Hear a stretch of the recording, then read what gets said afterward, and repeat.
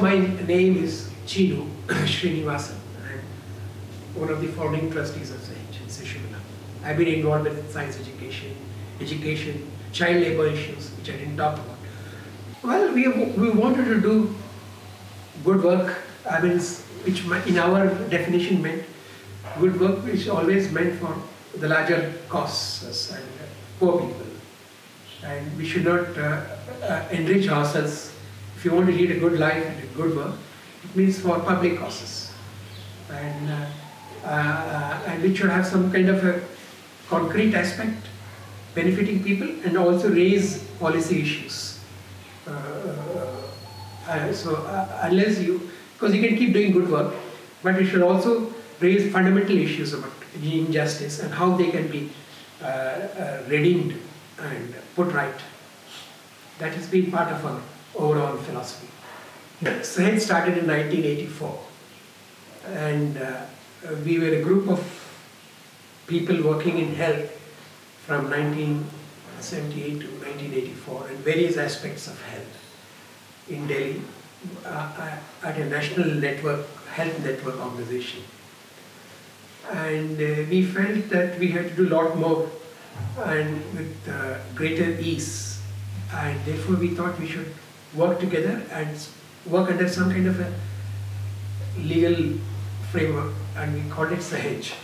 Sahej means in India, in Indian languages, live and let live, and live and let live. It also means that flow with the time, flow with the pace of events. So it's the nearest word in English for Sahej, or Sahej feeling, is convivial. Convivial, which is a word used not frequently in English, but that is the word which is. So we should do work which is aligned to the environment, aligned to the priorities of the earth, the universe. So that is Sahej.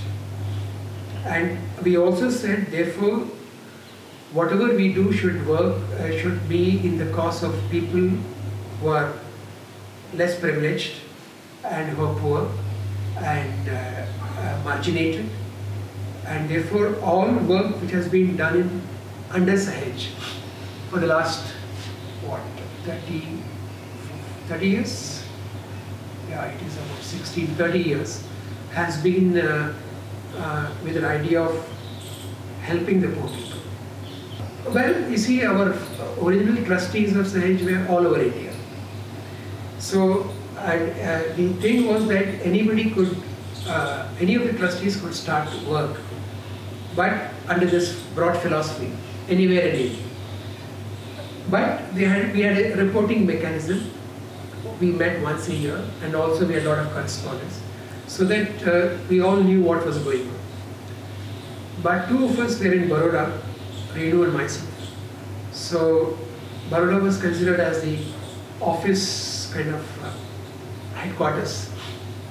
But a lot of work went throughout India, and we had friends in Kerala who were working with fishermen. We had two Catholic sisters who were doing work on healing and healing therapies, etc. in Pune. And but they also used to do work throughout India. And they were Catholic sisters, the medical mission sisters, and so on. But a lot of work also went in Baroda. The first project, how did I start? No, because we thought we have to do something, and one of the things was we working with waste pickers, women waste pickers. You still see waste pickers in Baroda. In the early morning, if you go at 4 o'clock, even in winter, rainy season, young children, and that time a lot of women were involved, poor women were involved. Now a lot of young children are involved in waste picking. And so we started work with them to see whether they can be made into a cooperative, and because they collect this waste and sell it to somebody else, whether they can get better remuneration, whether they can set up a waste recycling industry on their own as a cooperative. So that was how we started with the study of waste picking women of Baroda, which was eventually spun off as a separate organization. It was called Swashraya, means self-dependence, self-reliance. Well, throughout from the 80s, a lot of work went on with, as I said, in 1984, we had started a holistic healing center in Pune. Then, which again was, after 5-6 years, it was transferred to the Medical Mission Sisters. And in 1989, we started working with children formally, and it was called Sishu Milap. Sishu Milap means, Sishu is for child, it's a word child in most Indian languages.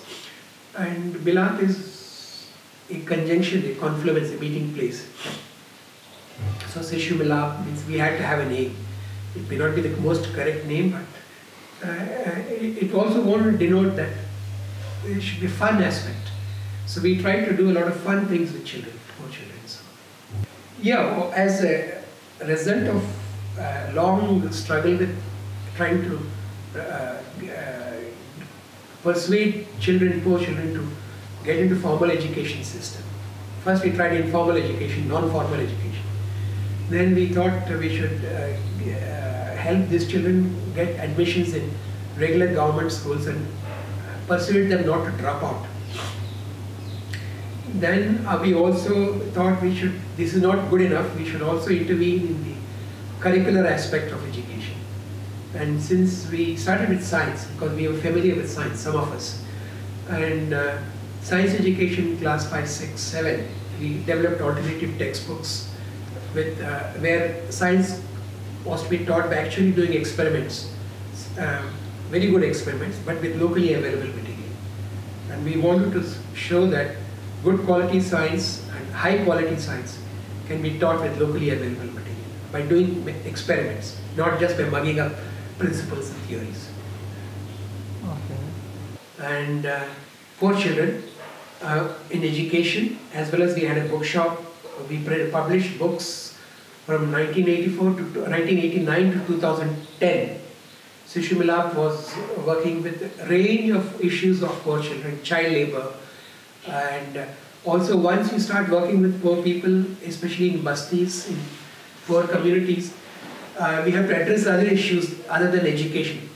And we found that basic needs was a problem: water, ration cards, electricity, ICDS was not working, and so we addressed many of these issues. And also bulldozing was a very common thing. The municipal corporation would come and try to bulldoze the where people were staying without giving alternative accommodation. So we organized the people, we fought against this, we filed PILs in the High Court, once in Supreme Court. We won twice, and under the directions of the High Court of Gujarat, the High Court ordered they be given alternative accommodation. So in 2 cases we were successful. In the case of Supreme Court against some of the unfavorable decisions of the Gujarat High Court, we lost. But you see, we have been involved in many of these kind of issues. In 2002, for instance, in 2001 there was an earthquake. We, like everybody else, we thought we should do our bit for the earthquake relief. And since we are working with schools and education, we thought we should rebuild schools. People are rebuilding so many things. So we rebuilt 4 or 5 government schools which are completely fallen apart in the disaster area. That was one. In 2002, we had an unfortunate incident of kind of a communitarian strife, and it was a lot of people died, Muslims especially, and we were involved in relief work. We also involved in justice issues, getting the relief and bringing to the attention to all kinds of commissions which were appointed thereafter. What was happening, what happened in Baroda, very unfortunate things, like violence on Muslims. And so that is, and we also involved in relief and rehabilitation work. And our Sishu Milap office was the center for this relief rehabilitation work. But a lot of other organizations in Baroda had joined, like the People's Union for Civil Liberties and so on. We were involved in civil liberties and still involved in a very big way.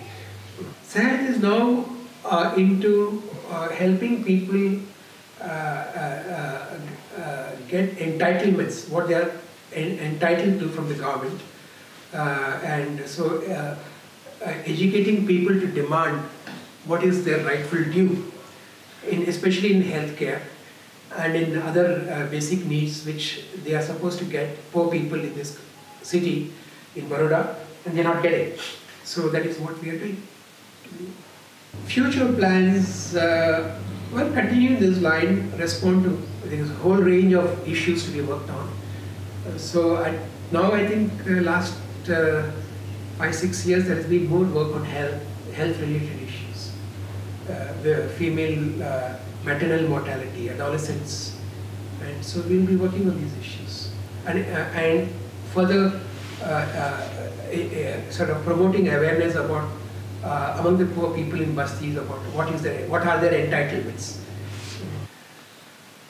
No, successful I don't know in the sense of it was interesting work, relevant work, and I think some good has been done, but still there's a lot of injustice in society, and it's a long process, and there's more inequality and inequity today in India than 30 years back.